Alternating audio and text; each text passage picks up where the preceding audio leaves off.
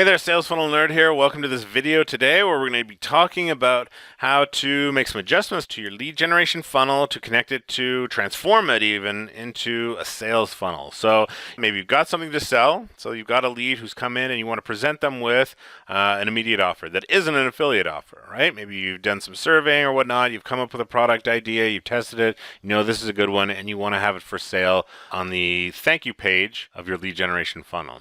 So here's how easy it is to set that up, to configure it inside your builder here.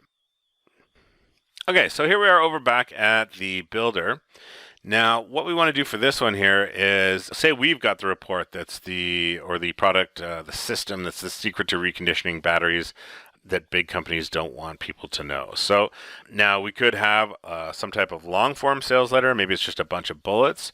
I'm a big fan of VSLs, video sales letters. So let's just say that we're using a video sales letter, right? So here we would go in and just add in, let's add in a video window. Now, if we built another sales page, we've got our order form set up and everything's ready as far as product delivery, then all we would need to do is just click onto this button here and just change the action URL.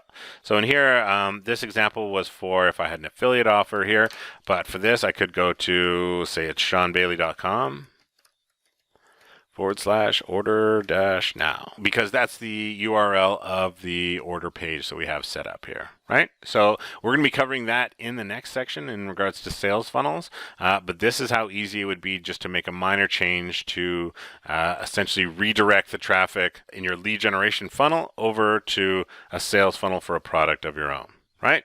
Easy peasy, lemon squeezy. I will see you in the next video.